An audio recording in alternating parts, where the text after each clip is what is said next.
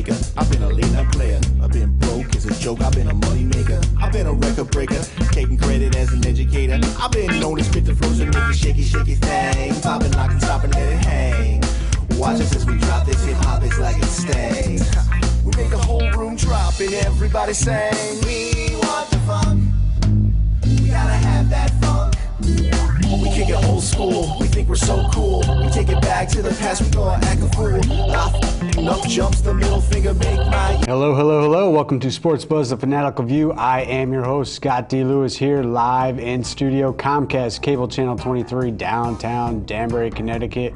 Another pretty sweltering hot day here on this July 10th, 2014. And the World Cup is coming to a close as that is set for this coming Sunday. They've been having a lot of rain down there, actually, the last couple of games. But we'll see what the weather's like down there. Certainly hot enough up here for everybody. It was a little chilly, actually, on July 4th, which was interesting. But overall, pretty hot recently for this summer. We are here 6 to 6:30 live, of course. Phone number is 203-792-4101. We do not have my right-hand man, Mr. Bob Rowe Jr., here live in studio with us. He's down at Rogers Park checking out the Westerners as they look to try to get a rare victory on this lost season, basically. They snapped their 13-game losing streak the other night, but they fell back to another loss last night. We'll see what they do tonight. They could be facing one Mariano Rivera's son in the evening, in the game tonight against Laconia. We'll see if Bob calls us in. In the meantime, we get our man, Mr. Mike McFadden back, the Met maniac, Mike McFadden. So he is here on the microphone behind the camera with us. Mike, what's going on? Not too much, Scott. We'll see if Bob bogarts your chance to be on the show with us tonight, as he did last time, calling from his deathbed. It was. He saw you joining us, and he called from the hospital. We'll see if he does it again, or if you get to actually chat away with me this evening. So we'll see what happens that.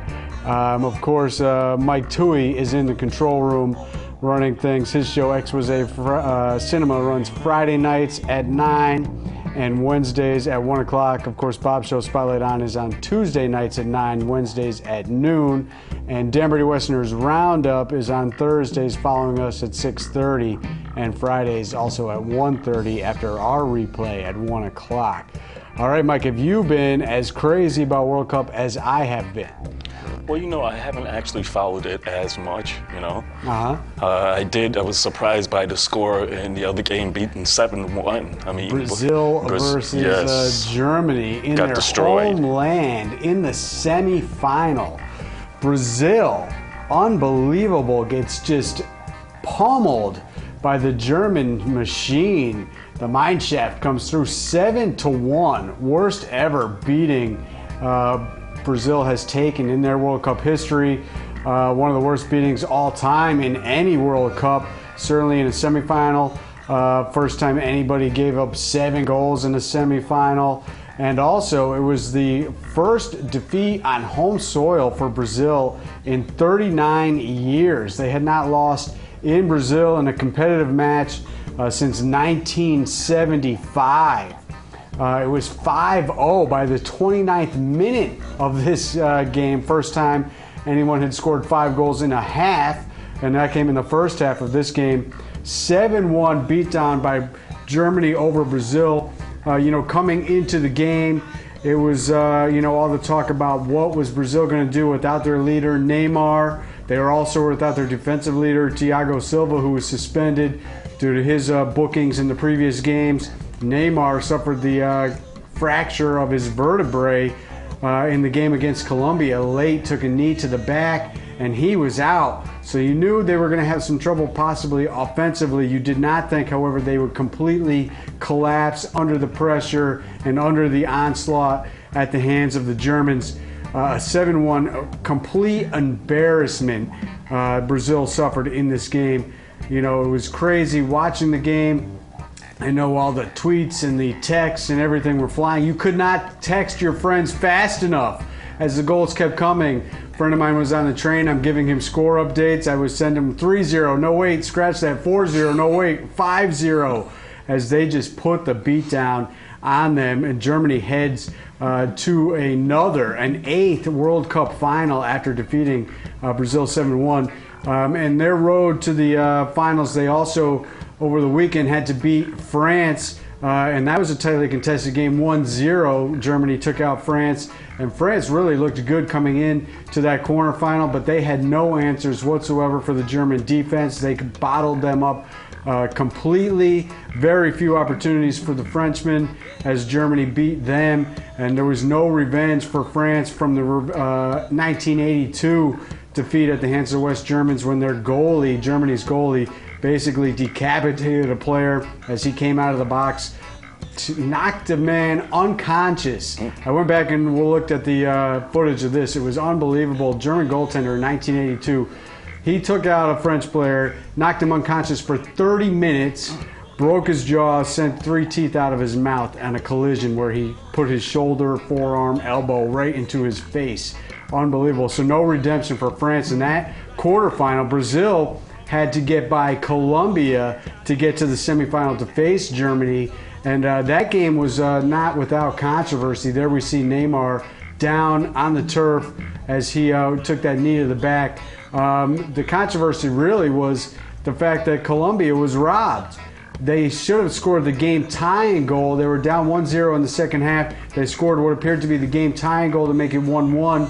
Unfortunately, the side judge ruled offsides, and it was a horrible call. There was no offsides anywhere in sight. It should have been 1-1. Moments later, the judge on the field then rules a penalty against Colombia, setting up a free kick, and there was no penalty once you looked at the replay. Should not have been a free kick. Brazil scored on that free kick right there, and it made it 2-0. Colombia did get a goal after that to make it 2-1, but they could not answer.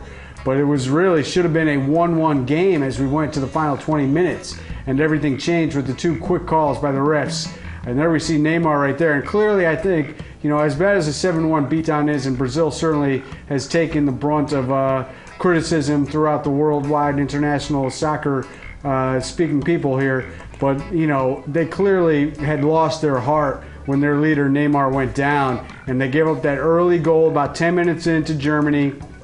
And then when they gave up the second goal just past the 20th minute, and as a matter of fact, that was Klose getting the record-setting goal there as he scored his 16th all-time World Cup goal, which passed the Brazilian Ronaldo, so add salt to the wound. But after that second goal, it was the floodgates opened. And the Brazilian diving team, as some people like to call it, because they dive all over the place, all of a sudden they could swim in that stadium filled with the Brazilian tears. And that was it. 7-1, 5-0 at the half. Mike, did you ever think you'd see a World Cup semifinal with Brazil in it getting beat like that? Not like that. That was unbelievable. It was just stunning and shocking. And everybody, Brazil is not really unless you're from Brazil, I don't think that many people like Brazil, because they do with the histrionics, the theatrics. They're always looking for the penalty call. They're diving all over the place.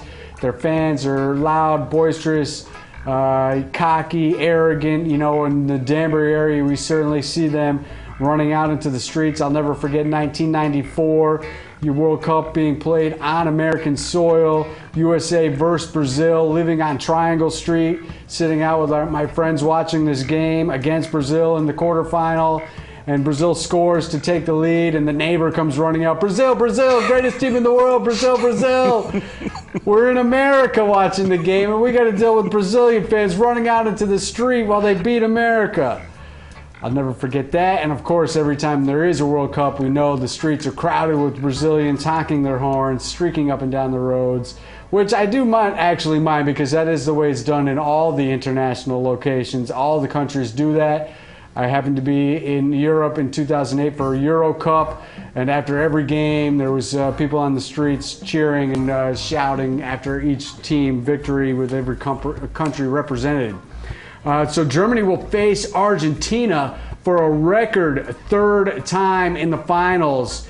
Previously, 1986, Argentina, led by Diego Maradona, 3-2, beat Germany. 1990, it was West Germany with the 1-0 victory over Argentina, the game that was filled with multiple penalties.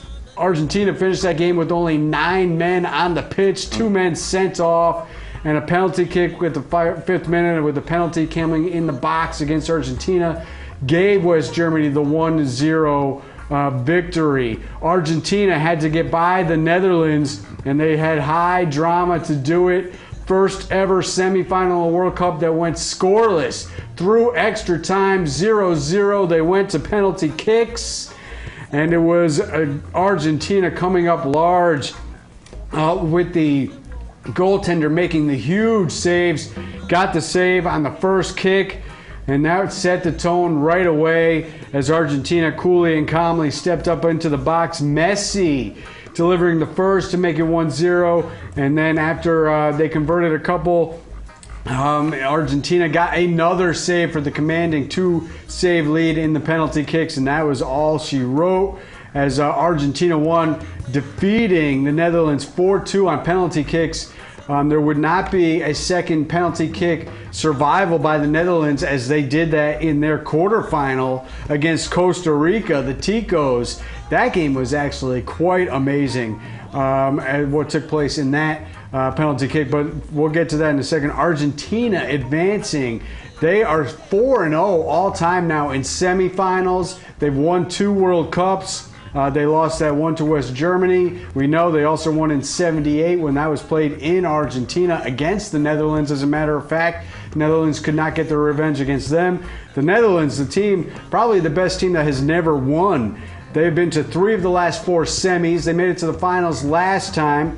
They've been to 3 finals without winning. The Netherlands, the Dutch, will they ever get it done? But Argentina advances. Netherlands had to get by Costa Rica, we mentioned. That was unbelievable. That game was also scoreless through extra time. And in the 119th minute, the coach made a substitution. Did you see this, Mike? He subbed out the goalie.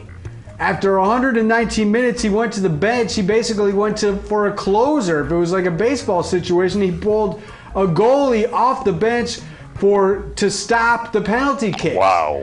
Unbelievable. And he did it. And he got right in the head of the Ticos. He said after the match, and you could see him doing it, he went up before each penalty kick, shook the hand of all the Costa Ricans before they shot, and what he was saying to them was, I know where you're shooting, I'm going to save this. And he got in their head, and then he went back in the box, and he's jumping up and down, rattling the cage, hitting the goalpost. He was he's actually a big guy, which was one of the reasons. So they went for the psychological ploy, and it worked as they beat Costa Rica 4-3 on penalty kicks. He guessed right on all 4 kicks, saving 2 of them. It was unbelievable as the Netherlands did advance to that semifinal against Argentina. You know, Argentina looked like the stronger team against the Netherlands in the first half, but it really felt like the Netherlands were building towards a game-scoring, possibly game-winning goal in the second half, and then also in extra time. But Argentina did end up getting some opportunities late in extra time. Maybe that got their momentum back going into this penalty kick. But in the history of the World Cup, no team has ever won back-to-back games where they had to go to the penalty kicks. So that was in Argentina's favor, as Netherlands had to do it in the previous game. So that was crazy. All right, here's your trivia. Mike, you want the trivia for the day? Okay. 8 countries overall have won the World Cup, which has been being played since 1930 every 4 years, except for the 2 years during World War II. 8 countries, that's it, have won the World Cup. Do you want to know who they are? You want to fancy a guess at any of them? No, I think I'm going to pass on this one. You're going to pass? I think I'll pass on this one. You're not even going to go for any. 5 from Europe, including the defending champion Spain, England, and France, also with 1 title each. Spain, England, France with 1 each. Germany, of course, in their 8th World Cup final, have lost 4, but they have won 3 World Cup titles. Wow. Italy, my team, Viva la Italia, has won 4 World Cup titles, losing only twice, as they have made 6 appearances in the final. Brazil, of the South American teams, has won 5. That leads all teams all time. Uruguay joins Argentina as the other South American teams with 2 victories each in the World Cup finals. So 3 from South America, 5 from Europe. Now, how long do you think it will be before the United States is able to? I don't know. We mentioned last week that with all the uproar, with all the glee, everybody's so happy about what the USA did. They finished at the exact same place they finished at the last World Cup, 2010, in the quarterfinal, going out 2-1 in extra time to an opponent. I think if Klinsmann can stick around, and which he will for the next World Cup, I think they really have a good chance to go farther next time. His system, I think, is a system that works. We saw him coach up the Germans and get them into a semifinal, I believe, as a coach. And we've known that he has won World Cup as a player for the Germans. I like his attitude. I like what he's thinking. Younger players, faster players, speedier players. We don't know what would have happened if they didn't suffer some of the injuries they had this year. They could have maybe had the difference in their quarterfinal against Belgium, but they didn't have, their top offensive player. So I don't know, it's going to be a tall task. As we mentioned, I mean, how many countries are there in the world? Only 8 have won overall. There's the top teams that get it done, and they get there a lot. I mean, Germany's been to 8, Italy's been to 6. A lot of the same teams end up going through. It's a tall task.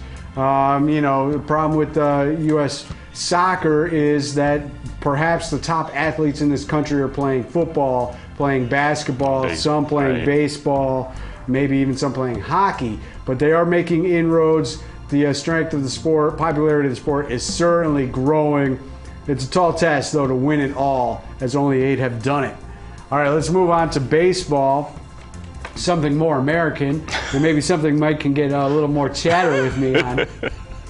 How about your Mets, Mike? I mean, 2 weeks ago we were here. They were 5-1, a little nice 6-game streak they had. Absolutely. Last week we come in, they were back on the downslide, losing, 5 in a row.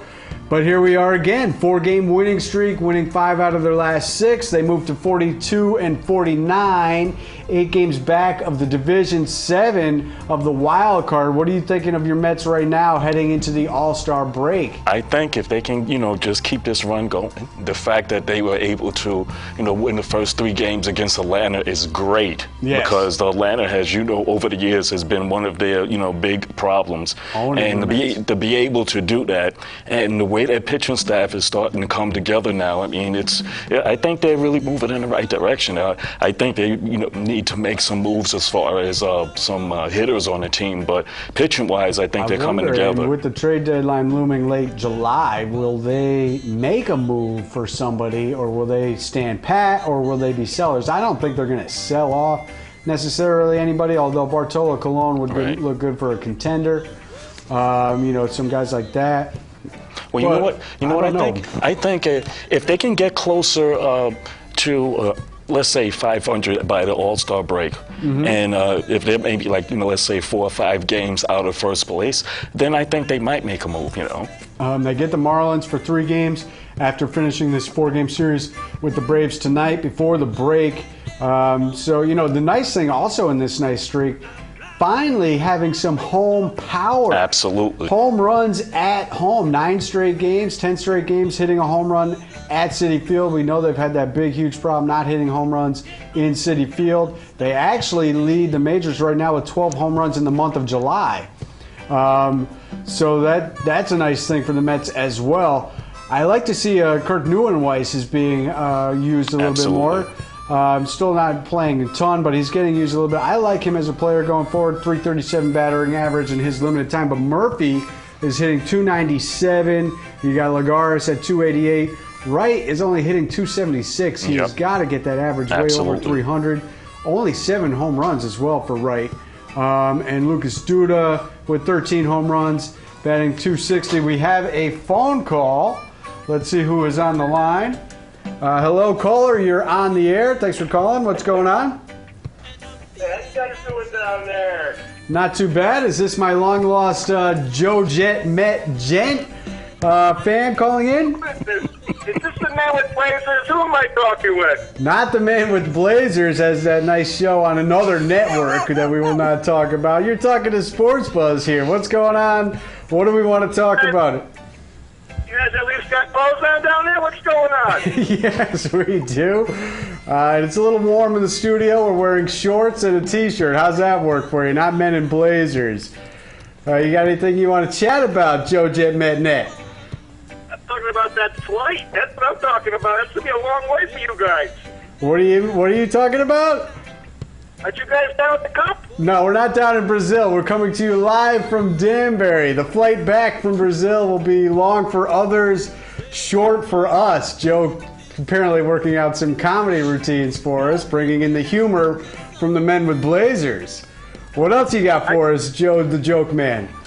I tell you, this town got pretty quiet. That's all I know. You think it had something to do with Brazil getting quiet? No Brazilians storming the streets.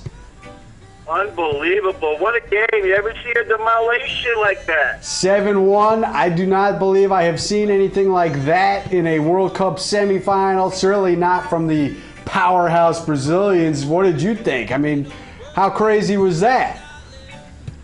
No, I know. I went ping pong there pretty quick on, I think it was 2-5, and that was it.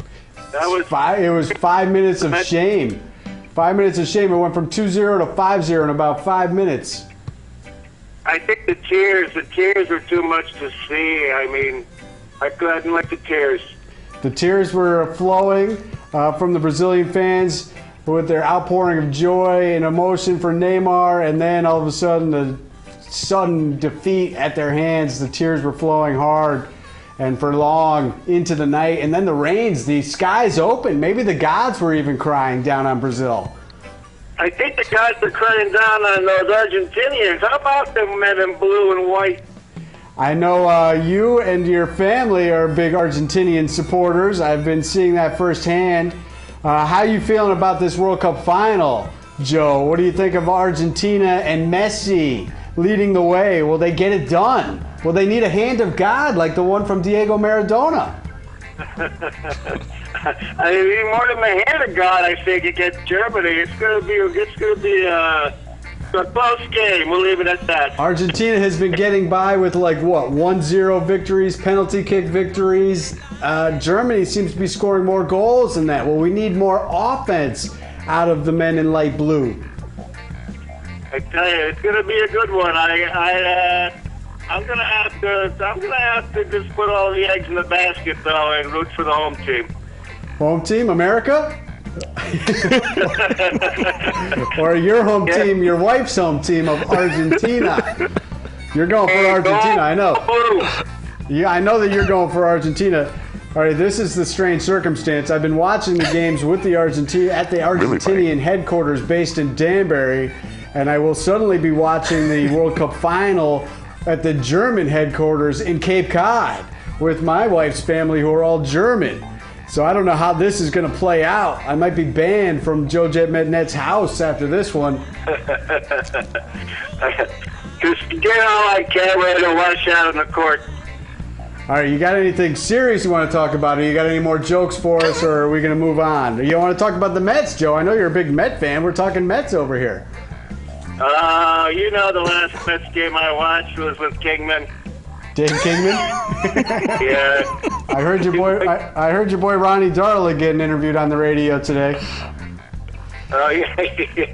I don't know, man. I kind of is baseball still worth watching? What's going on with that? I don't know. I think baseball, this is what I was talking to somebody about. I think parity has finally hit baseball. If you look around the standings, a lot of nobody running away with things, and a lot of teams still right in it. They added the extra wild card, which I'm not really a big fan of. Keeps everybody interested. It's like the participation trophy, Joe. You get a trophy for showing up. You get a trophy for showing up, and they take away the steroids, and every team's below 500, but still they're able for the playoffs. And they still make, $100 million a year? Something like that. Guys get $150 million contracts. You know? Yeah. I don't know. I have baseball. You ever go down to really low to the field and watch the players come off the field after an inning, after 3 outs, and their heads are just not proportionate with their bodies. You know what I mean? I don't really know what you mean as far as that.